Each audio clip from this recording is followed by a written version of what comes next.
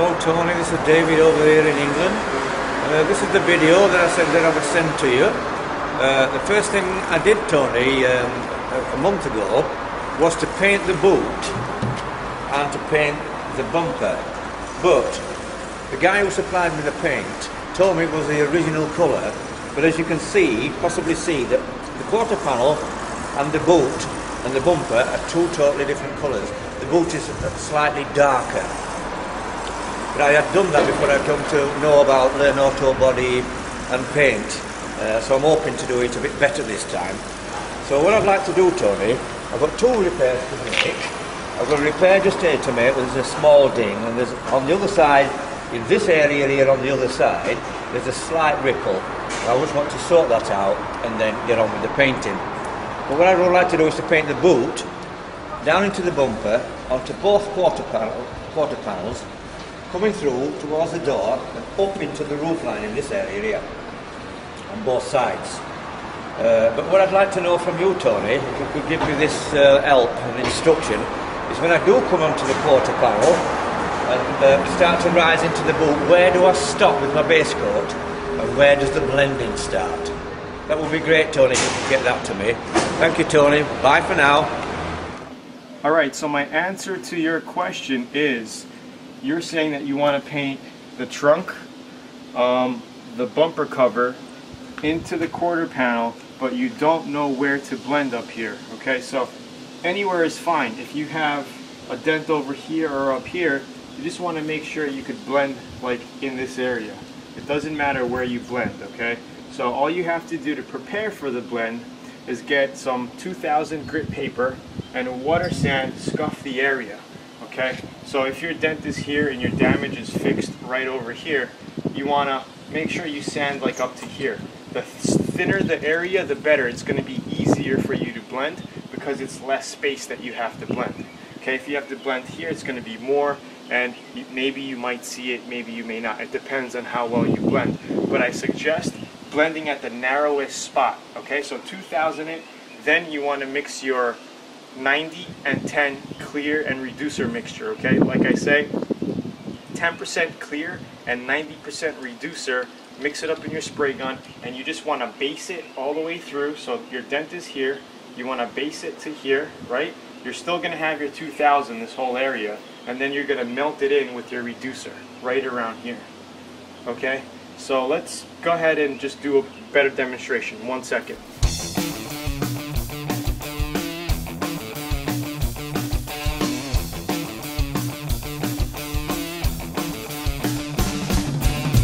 Alright, of course the taping job will be better than this. We'll actually have the whole door covered.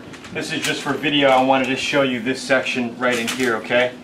Now, just imagine that this whole piece was sanded with 2000. So what I want you to do is take your 2000 grit sandpaper, wet sand it before you tape it, all the way like up in here, okay? We're not going to even come close to this area, but just come here anyway, because you're going to end up buffing this whole rail out anyway, okay? So let's just say this whole thing is 2000 grit, our whole quarter panel, right? Just this area is going to be our 600 grit because you did your body work, it's filled, it's primed, it's ready to be based, right? So like I say, we do our base coat up in here. Now our clear coat, we're going to go around the car one time. We're going to probably come all the way up to here and blend in right in here. Remember we blended our base up into here? Clear coat's going to come up to here. Alright, and our second coat, we're going to go up a little higher and lay it on pretty thick. Now in this area, we're going to do a little roll, okay? We're actually going to have our roll down a lot sooner. Maybe right around here.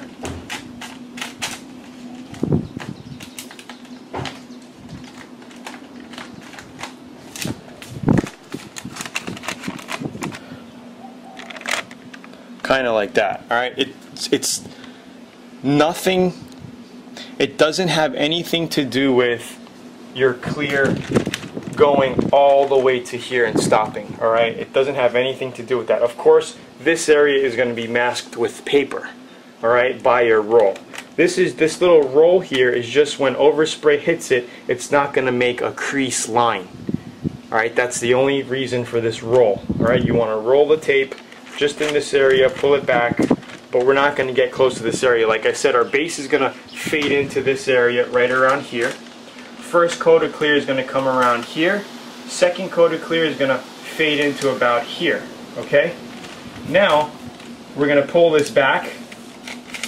Alright, we may see a little small line here of clear, just some overspray looking.